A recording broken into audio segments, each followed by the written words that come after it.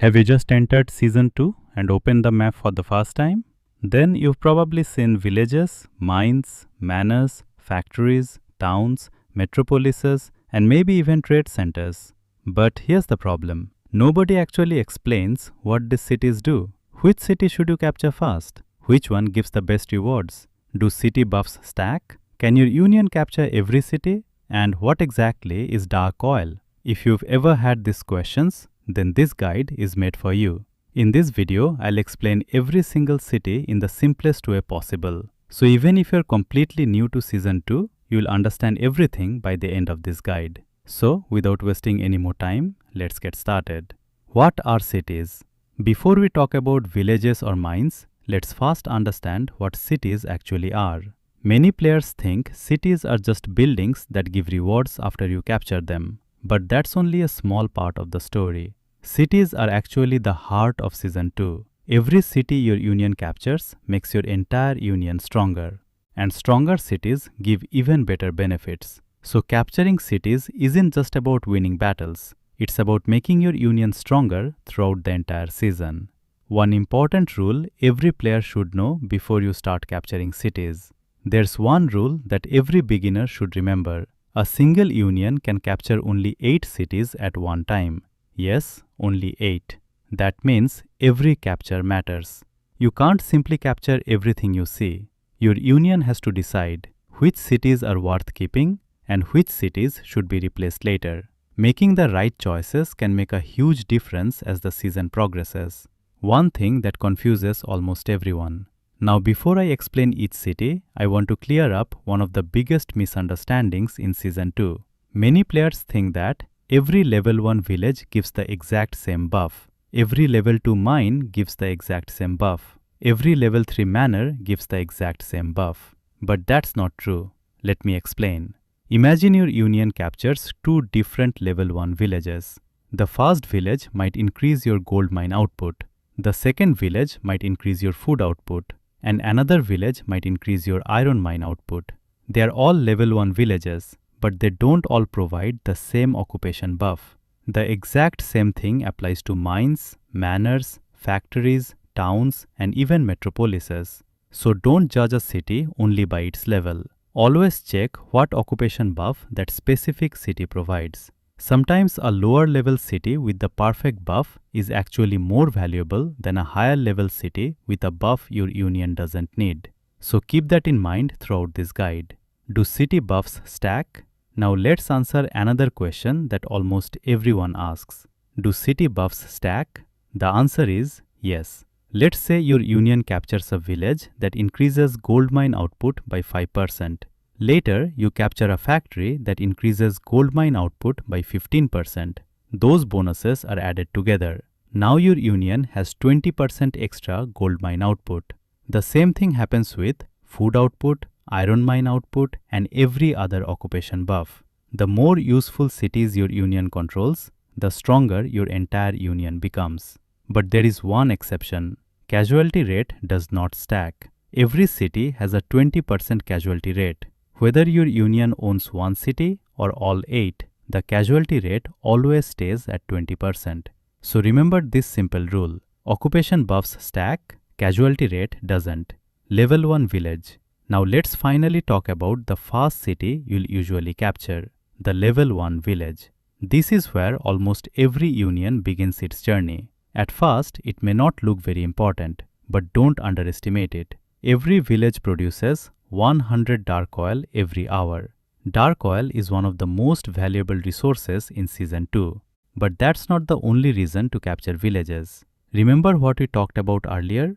Different villages can provide different occupation buffs. One village might increase your gold production. Another one might increase your food production. Another one might improve your iron production. So before attacking, always check the occupation buff. Sometimes choosing the right village is more valuable than simply capturing the closest one. Why should your union capture villages first? The answer is simple. Villages are the foundation of your expansion. They start your dark oil production. They strengthen your economy. And they help your union begin controlling the map. Without capturing villages, you can't build momentum. That's why every successful union starts here. Level 2. Mine. Once your union secures a few villages, the next target should be the level 2 mine. Compared to a village, a mine is already a major upgrade. Instead of producing 100 dark oil every hour, a mine produces 200 dark oil every hour. That's double the production. But once again, don't focus only on dark oil. Different mines can also provide different occupation buffs. One mine might improve gold, another mine might improve food, another mine might improve iron. So before attacking, always check the city's occupation buff. Just because two cities are both mines doesn't mean they provide the same bonus. This is one of the biggest mistakes new players make. They capture cities based only on their level instead of looking at the buff. Always check both. So far, we've covered the first two city types, villages and mines. By now, you already know that city level isn't the only thing that matters. You also need to check the occupation buff before deciding which city your union should capture. Now, let's move on to the cities that really start changing your union's strength. Level 3. Manor. After your union captures villages and mines, the next important target is the level 3 manor. This is where you'll really start feeling the difference. Every manor produces 300 dark oil every hour. That's already 3 times more than a village. But here's something I want you to remember.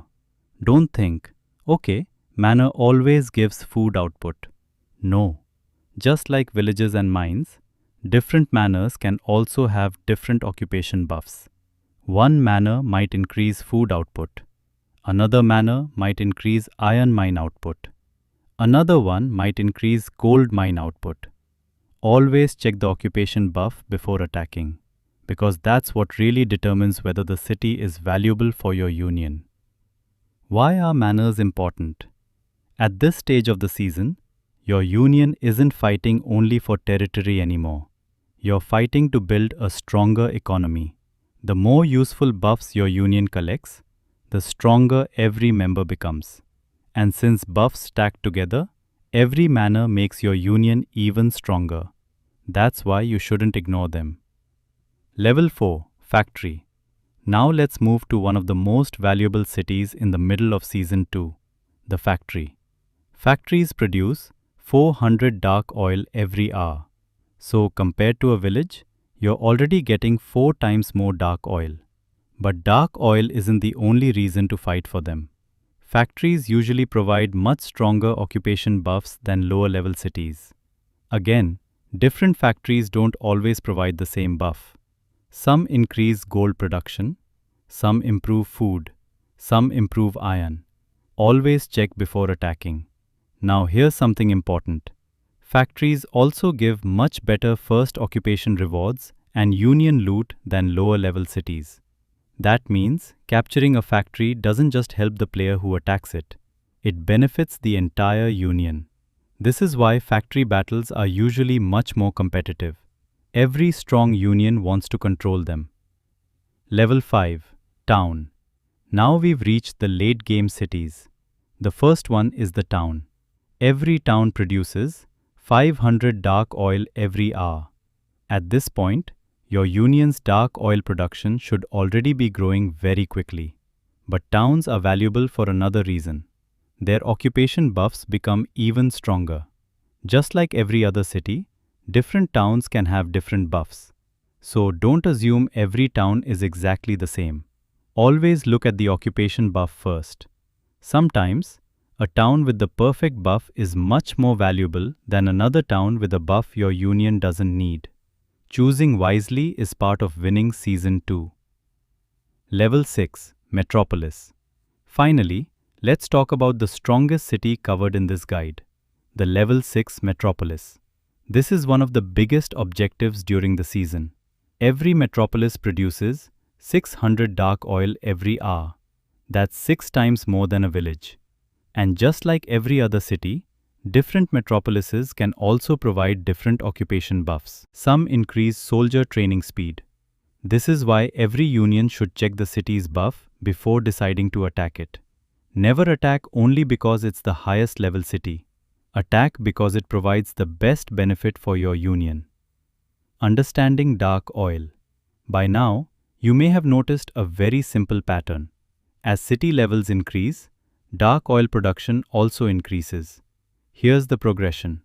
Village to 100 dark oil per hour. Mine 200 dark oil per hour.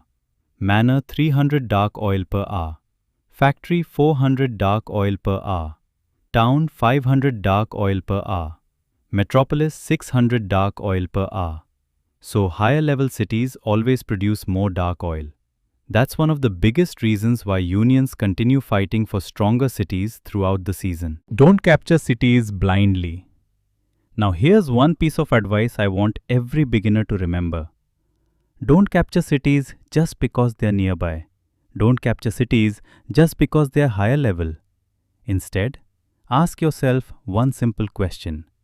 Does this city's occupation buff actually help my union? If the answer is yes, then it's worth fighting for. If not, it might be better to save one of your 8 city slots for another city later. Remember, your union can only control 8 cities. Every decision matters.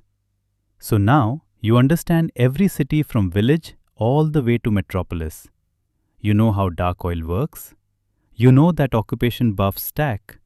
And you know why checking each city's buff is more important than simply looking at its level. But we are still missing one major part of Season 2. Trade centers. They work completely differently from normal cities. And many players don't understand how powerful they actually are.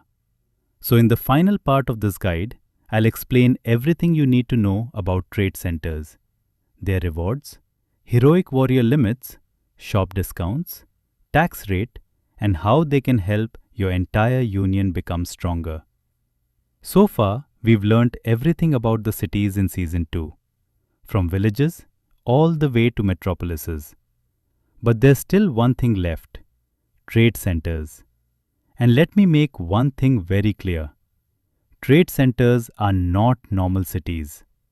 A lot of new players get confused because they are also on the map, but they work in a completely different way. They don't produce dark oil. They don't increase your resource production like villages or mines. Instead, trade centers provide special benefits that can help your entire union throughout the season. So let's understand how they work. What are trade centers? Think of a trade center as your union's shopping hub. Instead of giving resource buffs, trade centers unlock better benefits for your union and improve the trade shop. The higher the trade center level, the better the rewards become. That's why experienced unions never ignore them. Level 1 Trade Center. Let's start with the first level. A Level 1 Trade Center increases the maximum number of heroic warriors by 200 for the city owner. Besides that, every member of the union receives a 20% discount in the trade shop, and the tax rate remains 20%. At first, the rewards may seem basic, but this is only the beginning. Level 2 Trade Center. A Level 2 Trade Center increases the heroic warrior limit to 400. The shop discount stays at 20%. The tax rate also stays at 20%. However, the trade shop now unlocks even better rewards than before. So upgrading from Level 1 to Level 2 isn't just about heroic warriors. It's also about getting access to more valuable items. Level 3 Trade Center. At Level 3, the heroic warrior limit increases again, this time to 600. The shop discount is still 20%. The tax rate is still 20%. But once again, the trade shop becomes even better. This is where many useful seasonal items start becoming available. Level 4 Trade Center. Now things become much more interesting. A Level 4 Trade Center increases your heroic warrior limit to 800. Just like before, the shop discount and tax rate remain the same. But the trade shop now starts offering high-value items like heroic warrior horns, Mystic Beast breakthrough potions, universal exclusive gear shards, and several other powerful seasonal rewards. This is one of the reasons why higher level trade centers become such valuable objectives. Level 5 Trade Center. Finally, we have the highest trade center level, Level 5. This increases the heroic warrior limit to 1000. The shop discount remains 20%. The tax rate remains 20%. But this is where you'll find the best trade shop rewards available during the season. Items like hero selection rewards, exclusive gear materials, universal decoration stones, and many other premium seasonal resources. Simply put, the higher the trade center, the better the rewards for your union. Now that you understand both cities and trade centers, let's talk about strategy. One mistake I see many new players make is trying to capture every city they can. Remember, your union can only control 8 cities. So don't waste those slots. Instead, choose cities that provide the buffs your union actually needs. If your union needs more gold, capture cities that improve gold production. If you're struggling with food, look for food output buffs. If you want faster troop growth, target cities with soldier training speed. Every union is different. There is no single best combination. The smartest unions don't capture cities randomly. They capture cities with a plan. Before ending this guide, I want to mention one mistake that almost every beginner makes. They only look at the city level. They think higher level means better. But that's not always true. Sometimes, a lower level city with the perfect occupation buff can be much more useful than a higher level city with a buff your union doesn't need. So always check both things, the city level and the occupation buff. If you remember only one tip from this entire guide, remember this one. Let's quickly recap everything we've learned today. Cities are the core progression system of Season 2. Your union can occupy a maximum of 8 cities. Occupation buffs stack together. Casualty rate always stays at 20%. Higher level cities produce more dark oil. Different cities of the same level can have different occupation buffs. Trade centers are completely separate from normal cities and focus on heroic warriors, trade shop benefits, and seasonal rewards. If you understand these basics, you'll already know more than most new players entering Season 2. And that's everything you need to know before jumping into Season 2 City Clash. Now, instead of capturing cities randomly, you'll know what to capture, when to capture it, and most importantly, why you're capturing it. If this guide helped you, don't forget to like the video, subscribe to the channel, and let me know in the comments which city buff do you think is the strongest for your union. Thank you so much for watching. I'll see you in the next X-Clash guide.